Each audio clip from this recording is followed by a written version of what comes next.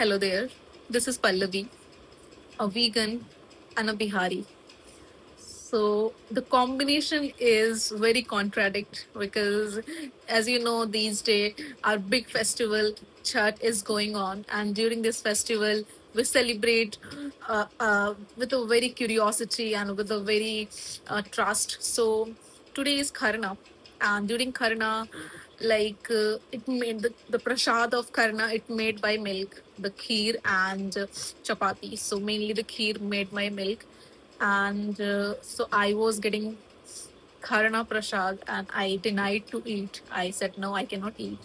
Like, not in my home. My mom is not doing chat, but my neighbors, they are doing. So, always we share Prasad of Karna. So, we were getting a lot of, people were giving us Karna Prasad, and my mom said that it's a Prasad, you should eat. And I'm like, yeah, I can eat, and I really want to eat, but it is made by milk, so I am not supposed to eat. And I just said no. I said no to Karna Prasad, which is a big thing, like seriously, because Chhat is, I'm very close to this festival. This is one of my favorite festival. Every year I just wait for this festival. I love the vibe and all the things. I love to do all the rituals of church. But this time, quite strange happened with me, and I'm like, no, I cannot eat because I know, but I know that the way, because of this one prasad, because almost all Bihari people, not Bihari, but also people in UP and people in Jharkhand, so they all do this festival. And due to this Chhat Puja, a lot of milk are getting consumed, and that's why a lot of suffering are happening with cows, and they are getting tortured, they are getting a lot of suffering. So I do not have a single percent of grieving, because one thing is clear to me, that I'm not supposed to eat thing which cause someone's life, which cause someone's health, which cause someone's relation. Like guy cows, they detach from their calves, and they have to go under a lot of process.